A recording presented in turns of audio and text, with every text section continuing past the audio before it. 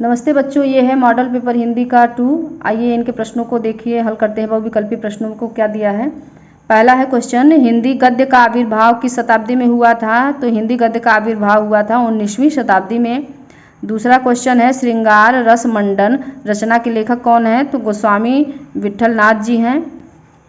तीसरा क्वेश्चन, अमीर खुसरो की रचना कौन सी है। अमीर खुसरो की रचना है पहेलियाँ और मुकरियाँ। राम वृक्ष बेनीपुरी किस निबंध के लेखक हैं। तो राम वृक्ष बेनीपुरी हैं गेहूं और गुलाब के। पांचवा क्वेश्चन, पूस की रात और कफन कहानियों के लेखक कौन है। पूस की रात और कफन कहानी के लेखक हैं मुंशी प्रेमचंद जी। छठवां क्वेश्चन है, निम्नलिखित कथनों में से कोई एक कथन सही है, उसे पहचान कर लिखना है कि विचार विधि आचार्य रामचंद्र शुक्ल का इतिहास ग्रंथ है, और ये तीनों गलत है। अजात शत्रु किस विधा की रचना है। तो अजात शत्रु नाटक है। अंधकार और प्रकाश एकांकी के रचनाकार कौन है। तो हैं भुवनेश्वर। करुण रस का स्थायी भाव क्या है। शोक है। चली मनो आंगन कठी ताते राते पाए में मनो मानु जनहु जानू कहीं रहता है, तो वहाँ पे उत्प्रेक्षा अलंकार होता है, इसीलिए यहाँ पे उत्प्रेक्षा अलंकार है। आगे है 11वां, चार चरणों में समान मात्राओं वाले छंद को क्या कहते हैं। तो इसे सममात्रिक छंद कहते हैं। जैसे वो है चौपाई है, सममात्रिक छंद है। निष्कपट शब्द में उपसर्ग है। उपसर्ग हमेशा किसी शब्द के आगे लगता है, जबकि प्रत्यय किसी शब्द के पीछे लगता है। तो निष्कपट में ये सी वाला आंसर सही है। इसको संधि होने पर यहाँ पे षटकोण वाला स हो जाता है। आगे क्वेश्चन है 13 कि हाय फूल सी कोमल बच्ची हुई राख की ढेरी। सा से सी जहाँ लगा रहता है तो वहाँ पे उपमा अलंकार होता है, तो यहाँ उपमा अलंकार है। धान कोठी में कौन सा समास है। तो धान की कोठी बोलते हैं, तो यहाँ पे है काके की है, तो ये तत्पुरुष समास है। 15वां क्वेश्चन, कवि शब्द क्या है। तो कवि जो है वो तत्सम शब्द है। गंगा का पर्यायवाची बताना है। ए मंदाकिनी दिया है, बी भागीरथी, सी देवनदी। तो ये तीनों ही गंगा का पर्यायवाची है, तो ये सभी होगा राइट आंसर। तद पुल्लिंग सर्वनाम शब्द का तृतीया विभक्ति एक वचन यहाँ बताना है। तो सह तव ते तम तव तान तेन, तेन है तो यहाँ पे इसीलिए तेन तृतीया विभक्ति एक वचन है, यहाँ पे बी सही आंसर है।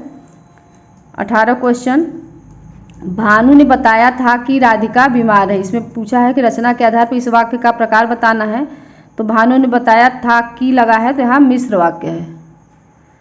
उसने मेरी बात ध्यानपूर्वक सुनी, तो यहाँ कह रहा है कि ध्यानपूर्वक का व्याकरणिक परिचय बताना है, तो ये क्रिया विशेषण है। 20वां क्वेश्चन है, उससे दौड़ा नहीं गया। ये है भाववाच्य। मुझसे खाया नहीं गया, मुझसे उठा नहीं गया, तो इस तरह का जो रहता है वो भाववाच्य में आता है। आगे है खंड ब वर्णात्मक प्रश्न है। 21वां क्वेश्चन देखिए क्या है कि हे भगवान तप के लिए विपद के लिए इतना आयोजन, परम पिता की इच्छा के विरुद्ध इतना साहस। तो ये कौन सा है पाठ। ये ममता पाठ से लिया गया है और जयशंकर प्रसाद जी हैं। तो ये पहला क्वेश्चन आप दिया है कि गद्यांश का संदर्भ लिखना है। इसका संदर्भ बनेगा प्रस्तुत गद्यांश हमारी पाठ्य पुस्तक हिंदी के गद्य खंड के ममता नामक पाठ से लिया गया है और इसके लेखक जयशंकर प्रसाद जी हैं। फिर रेखांकित जो रेखा खींची गई उसकी व्याख्या आपको करनी है, और तीसरा क्वेश्चन जो पूछा है उसका प्रश्न का उत्तर यहीं से आपको मिल जाएगा। आगे अथवा करके दिया है कि पहले पहाड़ काटकर उसे खोखला कर दिया गया, फिर उसमें सुंदर भवन बना लिए गए। ये कौन सा पाठ है। ये अजंता पाठ है और श्री भगवत शरण उपाध्याय हैं इसके लेखक। फिर यहीं संदर्भ जैसे ऊपर ममता का लिखा गया, ऐसे यहाँ भी लिखा जाएगा संदर्भ, उसकी रेखांकित अंश की व्याख्या। और तीसरा दिया है कि पहाड़ को जीवंत कैसे बनाएगा, तो यहाँ से आप गद्यांश में से खोजेंगे तो आपको यहाँ से उत्तर मिल जाएगा। आगे 22वां क्वेश्चन है कि निम्नलिखित में से किसी एक पद्यांश पर आधारित सभी प्रश्नों के उत्तर यहाँ आपको देना है। लिखा है क चरण कमल बंदो हरिराई, जाकी कृपा पंगु गिर लंघय, अंधे को सब कुछ दर्शाई। ये है पद से लिया गया है और सूरदास जी द्वारा रचित है। तो इसका संदर्भ बनेगा कि प्रस्तुत पद्यांश हमारी पाठ्य पुस्तक हिंदी के काव्य खंड के सूर सागर के पद से लिया गया है और इसके रचयिता सूरदास जी हैं। यहाँ भी इसकी व्याख्या क्या है कि चरण कमल बंदो हरिराय। हे ईश्वर, मैं आपके कमल रूपी चरणों की वंदना करता हूँ, जिसकी आपकी कृपा से लंगड़ा भी पहाड़ को लांघ सकता है और अंधे को सब कुछ दिखाई देने लगता है। ये आगे है, अथवा करके दिया है कि उदित उदयगिरी मंच पर रघुवर बाल पतंग।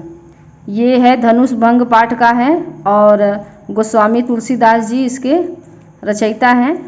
तो यहाँ पे भी वही है कि पद्यांश का संदर्भ आपको लिखना है, रेखांकित अंश की व्याख्या करनी है और श्री राम धनुष भंग के लिए उठे तो उस समय उनकी शोभा यहाँ बतानी है। तो यहाँ से मिल जाएगा कि जिस प्रकार किसी पर्वत के पीछे से जब बाल सूर्य का उदय होता है तो वो बहुत ही सुंदर लगता है, उसी तरह यहाँ पे जब मंच पर श्री रामचंद्र जी चढ़ते हैं तो उनकी यहाँ शोभा का वर्णन यहाँ पे किया गया है। आगे 23वां क्वेश्चन है, निम्नलिखित संस्कृत गद्यांशों में से किसी एक का संदर्भ।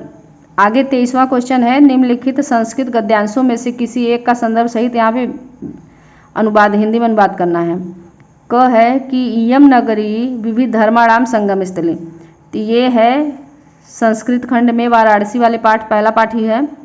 इसका संदर्भ बनेगा कि प्रस्तुत गद्यांश हमारी पाठ्य पुस्तक हिंदी के संस्कृत खंड के वाराणसी नामक पाठ से लिया गया है। आइए इसका अनुवाद देखते हैं कि यम नगरी विविध धर्मा संगम स्थली। यह नगरी विभिन्न धर्मों की संगम स्थली है। महात्मा बुद्ध, तीर्थंकर पार्श्वनाथ, शंकराचार्य, कबीर, गोस्वामी तुलसीदास, अन्ये च बहवः महात्मना अत्रागत्य स्वीयान् विचारान् प्रसारयन्। महात्मा बुद्ध, तीर्थंकर पार्श्वनाथ, शंकराचार्य, कबीर, गोस्वामी तुलसीदास और बहुत से महात्मा यहाँ आकर अपने विचारों को फैलाए। न केवलम दर्शने साहित्य, न केवल दर्शन साहित्य धर्म अपितु मतलब बल्कि कला क्षेत्र में भी इयम नगरी, यह नगरी विविध कलाओं, शिल्पानाम और शिल्पों के लिए लोके विश्वता संसार में प्रसिद्ध है। अत्रत्या यहाँ की कौशेय साटिका, यहाँ की रेशम की साड़ियाँ देशे देशे सर्वत्र स्प्रियते, देश देश सभी जगह पसंद की जाती हैं, देश विदेश में पसंद की जाती हैं। अत्रत्या यहाँ की प्रस्तर मूर्तियाँ, पत्थर की मूर्तियाँ प्रथिता मतलब प्रसिद्ध हैं। इयम निजा प्राचीन परंपराम इदानीम अपि परिपालयति। यह अपने प्राचीन परंपरा का इस समय भी पालन कर रही है। आगे है अथवा करके ख, वाराणस्याम प्राचीन कालादेव गेहे गेहे विद्याया दिव्य ज्योति द्योतते। वाराणसी में प्राचीन काल से ही गे मतलब घर घर में विद्या की दिव्य ज्योति, दिव्य प्रकाश प्रज्वलित है या प्रकाशित हो रही है। वाराणसी में प्राचीन काल से ही घर में विद्या की दिव्य ज्योति प्रकाशित हो रही है। अधुना अपि मतलब आज भी, अत्र मतलब यहाँ, संस्कृत वाग्धारा, संस्कृत वाणी की धारा सतत प्रवृत्ति लगातार बह रही है। जना नाम ज्ञानश्च वर्धते और लोगों के ज्ञान को बढ़ा रही है। आगे है कि अत्र अनेके आचार्य मूर्धन्य विद्वांस वैदिक वाङ्मयस्य अध्ययने अध्यापने च इदानीं निरता। यहाँ अनेक आचार्य, मूर्धन्य मतलब श्रेष्ठ, विद्वान, वैदिक साहित्य के, वाङ्मय मतलब साहित्य, वैदिक साहित्य के अध्ययन और अध्यापन में इस समय लगे हुए हैं। न केवल भारतीय अपितु मतलब बल्कि वैदेशिका विदेशी, गिरवार वाड़या मतलब संस्कृत वाणी, संस्कृत भाषा के अध्ययन के लिए अत्र आगच्छन्ति यहाँ आते हैं। निःशुल्कम च विद्या गृह्णन्ति और निःशुल्क विद्या ग्रहण करते हैं। अत्र हिंदू विश्वविद्यालय, यहाँ हिंदू विश्वविद्यालय, संस्कृत विश्वविद्यालय, काशी विद्यापीठ एति एते, ऐसे ये त्रयत मतलब 3 विश्वविद्यालय सन्ति। ये 3 विश्वविद्यालय हैं। येषु मतलब जिनमें नवीनाम नवीन, प्राचीनानाश्च और प्राचीन ज्ञान विज्ञान के विषय प्रचलित हैं। 24वां क्वेश्चन है कि दिए गए संस्कृत श्लोक में से किसी एक का संदर्भ सहित यहाँ अनुवाद करना है। तो देखिए क दिया है कि सार्थ प्रवस्तो मित्रम भार्या मित्रम गृहे सतः, आतुरस्य भीष्क मित्रम दानम मित्रम मरिष्यतः। तो ये कौन सा पाठ है? ये है जीवन सूत्राणी वाला पाठ। तो इसका क्या बनेगा कि प्रस्तुत श्लोक हमारी पाठ्य पुस्तक हिंदी के संस्कृत खंड के जीवन सूत्राणी नामक पाठ से लिया गया है या उद्धृत है। इसका आइए देखते हैं अनुवाद क्या है। सार्थ मतलब साथ जाने वाला, प्रवस्तो मतलब विदेश में, साथ जाने वाला विदेश में मित्र होता है। भार्या मित्रम गृहस्थ और पत्नी घर में मित्र होती है। आतुरस्य भीषकः मित्रम, आतुर मतलब रोगी, भीषक मतलब वैद्य, तो रोगी का मित्र वैद्य होता है। दानम मित्रम मरिष्यत, और मरने वाले का मित्र दान होता है। आगे अथवा करके ख दिया है कि किस्विद गुरुतरम भूमेः किस्विद गुरुतरम च खात किस्विद शीघ्रतरम वातात किस्विद बहुतरम त्रीडात। किस्विद माने क्या, गुरुतरम मतलब अधिक श्रेष्ठ, भूमि तो भूमि से अधिक श्रेष्ठ क्या है, और उच्चतरम च खात, खात माने आकाश, और आकाश से ऊंचा क्या है। किस्विद शीघ्रतरम वातात, वायु से अधिक शीघ्र या तेज क्या है। किस्विद बहुतरम त्रीडात, और तिनके से अधिक क्या है। ये हो गया। 25वां क्वेश्चन है कि अपने पठित खंडकाव्य के आधार पर निम्नलिखित प्रश्नों में से किसी एक का उत्तर यहाँ देना है। तो आपका है ज्योति जवाहर। यहाँ देखिए ज्योति जवाहर है, तो ज्योति जवाहर में कवि द्वारा वर्णित कलिंग युद्ध के प्रसंग का यहाँ महत्व बताना है, और ज्योति जवाहर खंडकाव्य के आधार पर जवाहरलाल नेहरू का चरित्र चित्रण, तो इसको अच्छा से पढ़ लीजिएगा, ये कन्फर्म नंबर होता है। तो ज्योति जवाहर को अच्छे से आप पढ़ लीजिएगा। उसके बाद है 26वां क्वेश्चन कि दिए गए लेखकों में से किसी एक लेखक का जीवन परिचय। आचार्य रामचंद्र शुक्ल का है, डॉक्टर राजेंद्र प्रसाद और श्याम सुंदर दास जी का है।